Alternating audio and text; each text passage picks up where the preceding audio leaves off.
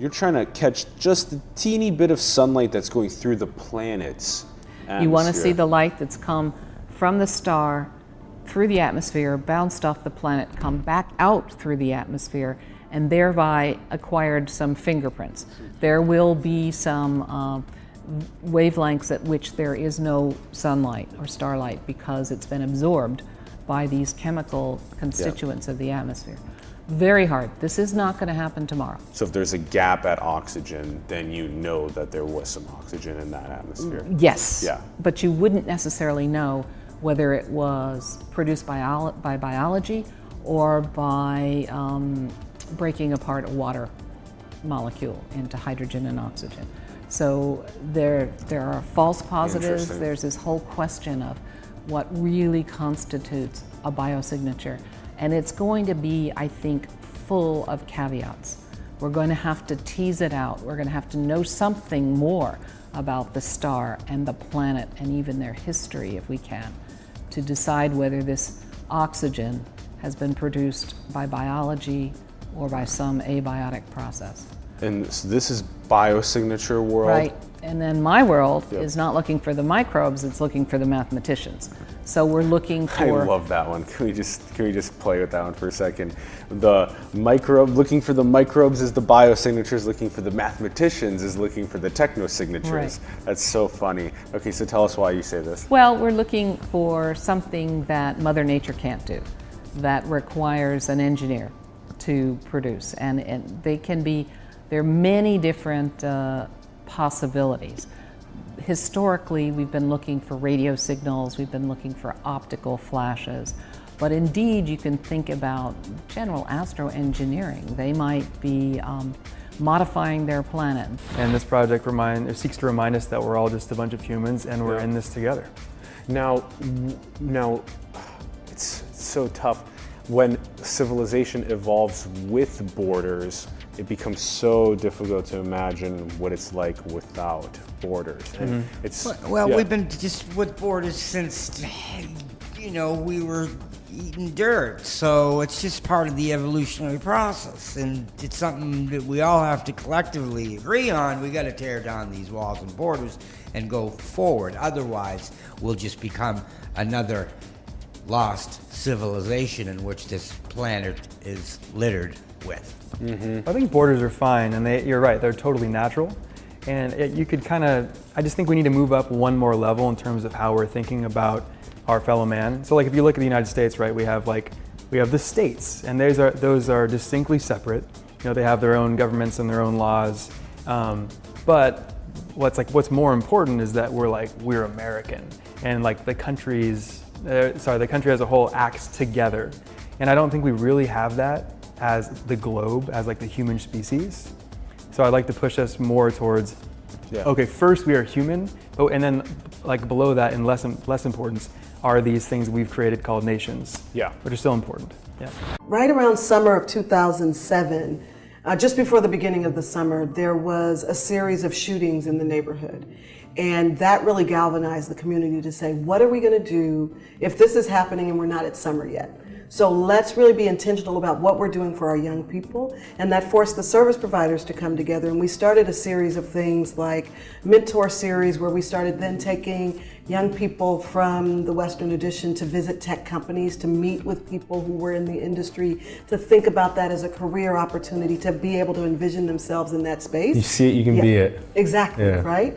And then we also started to say, let's do some training and workshops that do hands-on so that they're learning this, right? So that by the time they graduate from high school, they can consider pathways and have a more concrete of the idea of it. So that was one. Another was family engagement around literacy. So we started, I started this, having come from being a teacher, books and literacy were really important to me. So we started buying books for all the service providers that were offering summer programs. And then that has since grown to actually doing curriculum, because we had a lot of people say, look, we're a rec center. Kids come here, they play ball. What do you want us to do with these books? So then we get the books and say, this is what parents can do, this is what service providers can do, this is what young people can do, and started getting books like there's a book called Ada Twist the Scientist, which has an African American girl as the lead in the book and talks about like her experimentation and all the stuff she does as a scientist. There's another one called Iggy Peck the Architect, which is about a kid who loves to build with like diapers and pancakes, and again just this idea of STEM, so infusing that and saying playing with Legos is STEM, right? Just getting to have those conversations. And then another one is just this overall internship program. So those were kind of critical, like how do we build up the service providers that are working in this community? How do we give them the resources to do this work? And then how do we build up the young people? So that was kind of the heart of it. And then it was simple things that we take for granted, where we raised money to take every kid in the neighborhood to Great America or to Santa Cruz. So literally 10 bus loads of kids at one time, 700 kids from the neighborhood going to those places. So we were building community, we were building the village, because Boys and Girls Club knew kids from the YMCA knew the public housing kids, everybody on a bus together. Spending the day in community, which has now grown to every Wednesday during the summer. All 700 of those kids from around the neighborhood come together and do some activity throughout the city. So from that, I was asked to run a community center and was doing the community center work, and then started serving on the Human Rights Commission. And then from there, when the director of the Human Rights Commission left, was asked to go into that space while the city looked for a new director, and then ultimately was asked to stay in that position. A term I heard recently, which was kind of new for me, was dead fishing. So it's a tactic that some people, often women, but I'm sure men use it also, is if they're in a sexual situation that they are uncomfortable with or don't want to continue, they'll often kind of go limp and stop interacting. That can often be like a trauma response if people have histories of abuse or assault. Or it can just be like, this is awkward and I don't want it to happen, but I also don't want to make the person mad or upset them. So some tips that we included in the sort of intro, welcome to Ephemeral, here's the bullet points, was that some signals to look out for that someone might be uncomfortable is if they stop reciprocating if they stop reciprocating touch, or if they're avoiding eye contact, or if they're failing to respond to like a verbal ask for, is this okay? Does this feel good? Do you want me to keep doing this? So if they're not responding, if they're not responsive, that's often a sign of discomfort. So, and the advice at that point is just like stop what you're doing and wait until you have clarity.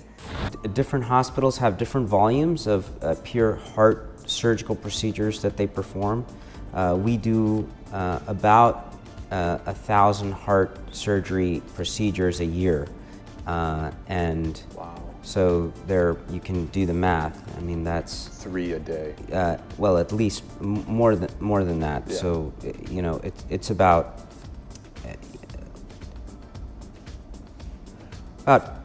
4 cases to 5 cases a day.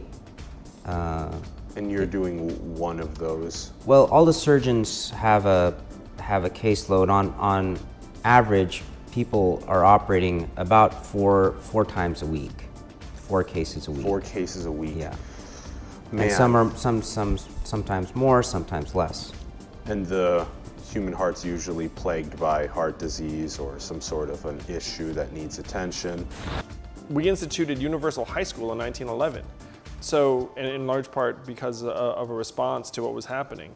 So the Industrial Revolution was really, really rough, and this time is going to be much, much worse. According to Bain, it's going to require labor absorption at between 3 and 4 times the rate of the Industrial Revolution. What does labor absorption mean?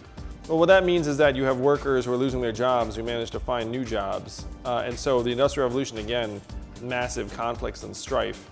And according to Bain, this time you're going to need to somehow have reintegration of labor at a much, much higher pace.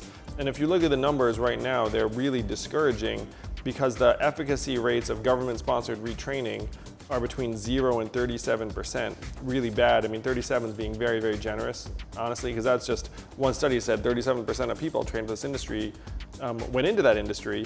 And so some of that would have happened without the retraining, presumably.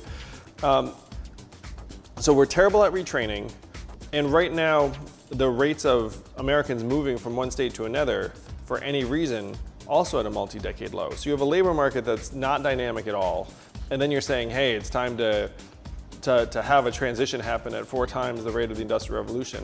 I mean, the odds of that happening magically, painlessly, seamlessly, zero, essentially. And our government is, again, asleep at the switch, where instead of putting to work massive incentives or really empowering people to be able to adapt, we're just hoping the market figures it out, which it will not. How does one in a position of being underserved or underrepresented, how do they maximize their potential through their individual abilities? Wow, this is a good question, and this is actually like the issue too, because generational poverty comes with generational trauma, and generational trauma comes with low self-esteem, emotional dysregulation, lack of ability to see into the future, helplessness and hopelessness, coping mechanisms that are dysfunctional, the whole 9, right?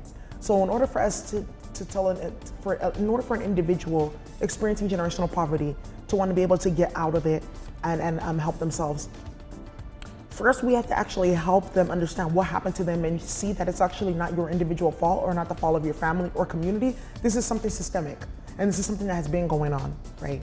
That's a form of empowerment, because then it opens up their eyes like, oh wow, okay, I see now, this is just like a machine that's doing this. This is not my individual issue, it's not my own family's individual issue, or my race or my gender's individual issue, right?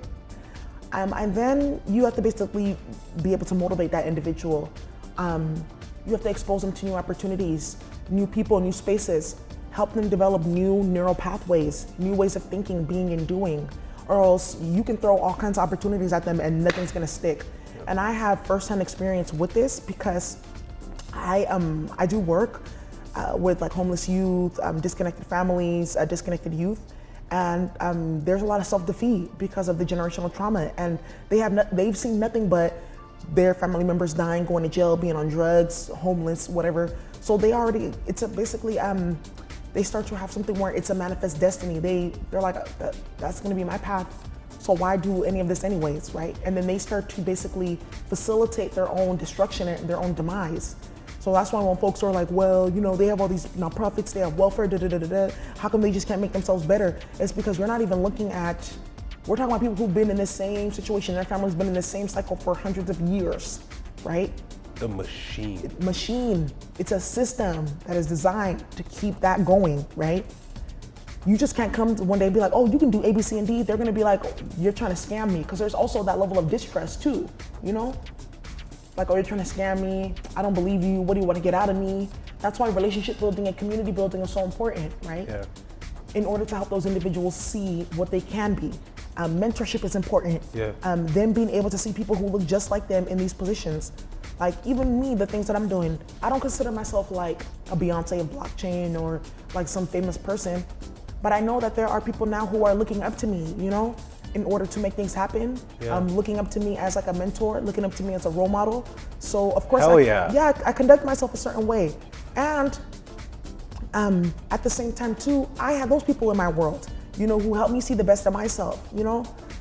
So I think that's it. And that's why with Blockchain for Social Justice, when we're talking about how we do the economic health fairs, we have to talk about social justice. We have to talk about inequities too, so people understand that there's a system put in place for you to not get opportunities. It's not you not doing enough. It's not you being lazy. There's heck of hurdles and barriers set up for you to be able to not get. Well, there's all kinds of different types of encryption. The bigger the key is, the harder it is to break.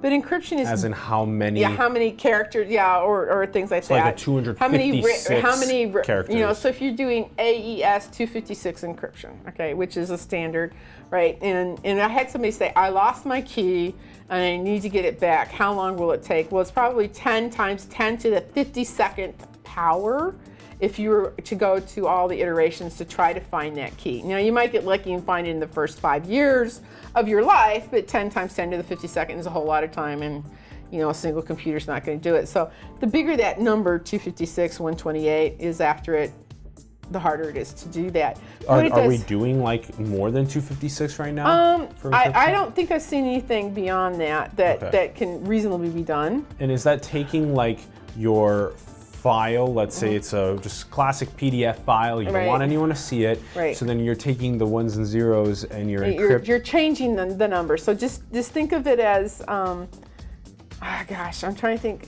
There's some really good movies out there, but the very first Tom Hanks one, Angels and Demons, I think you know what I'm talking about, right? And they talk about encryption. You're changing it in such a way that only you know how to undo it. That's encryption. So you're not doing a simple substitution, but you're just changing in such a way that you're the only one who knows how to put it back to right so you can read it. And you have to have the key to do that. Without this key, you can't put it back to right. So that's encryption at its simplest form. And you probably don't want to write that on like some not on some piece of paper sort of laying around. Anyway. That's usually not a good thing. Where do you store your crypto key? You know. Well, where do you then? Like, what is a good place? There are crypto key storage places that you can store. But then don't they see it too, though? There's some trust factors that have to go into some of these things. You do have there does come a time like you have to trust something. Does IBM tell its clients that they'll take care of them, or like if we're running their systems for them, a lot of times we will have the key for that data, and sometimes we'll tell the client we would feel more comfortable if they kept the key. It just depends, to be honest with you. So there's that. Then there's obfuscation. Is you make it look like something else. You try to hide it. You just try to hide it.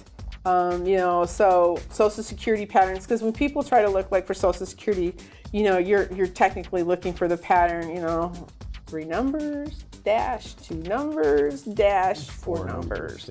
So, take it out, jumble it around. Don't make it look so obvious that that's what it is.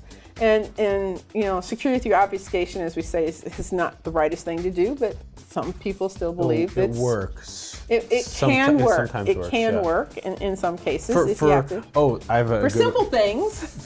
for testing the fences, if there's a weak, slow, we'll get there. We'll get there. But we'll get there. Yeah. Okay. And then, but I think everybody has agreed that the most common is what we call depth in defense. So think of a castle. So you've got the castle, this is your enterprise, and you've built these concentric moats around them of different times. Some of them might have oil and fire, and some of them might be water, and some of these might be crocodiles or snakes or whatever, okay? And they're just concentric circles. And for a bad person to break in, they have to cross all those concentric circles. The more circles you have, the harder the circles are. That's called depth in defense. That's the easiest way to explain it. I could go into host intrusion detection, stuff like that, and then people's eyes glaze over and they get lost, so it's easier to explain it with the castle moat. That's really relatable. Kind of mentality kind of thing. And you get a notification when they start attacking the first moat. You should get a notification. If you've done it properly, you should get a notification when they're trying to cross the first moat. Even the moat's way out, you got people watching it, right? You got your little watchers out there watching it kind of thing. So you're with your security operations center. Cool. And so there's those kinds of defenses that we talk about.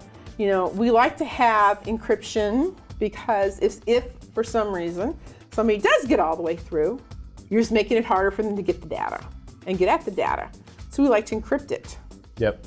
And we can't depend anymore on all these depth and defense decryptions now as we move to the cloud either. Because that relies on somebody, because sometimes people have forgotten all this stuff exists. And when they move to the cloud, they forget that they have to re-enable all that stuff because they haven't been doing it. As an enterprise, people on high, some group over here has been doing it for them and they forget that it existed. And so when they move to the cloud, sometimes they forget they need to do all these things still again to protect it. So you try to make it harder for them to do that kind of stuff. And then you try to remind folks your application must defend itself also. So, and that's an old concept that's becoming new again, actually. So when I went to university, that was one of the things they taught you. You defend yourself. You do not depend on anything else. So that would be like you being a very rich person and not being, shown to have any hand-to-hand combat moves or anything like that. I just look cute and walk around, and if someone attacks me, well, I'm toast at that point. So now you want to teach this thing to defend itself. You want to teach it some hand-to-hand combat. You want to teach it to reject things that look strange and silly and things like that. So the application must now defend itself too. So you want to make sure they can't get through the concentric motes. If they do get through the concentric motes, you want to make sure they can't get at the data because you're moving it around, it's encrypted, so somebody can snoop around. They can't see it. They're going, what? This looks like garbage.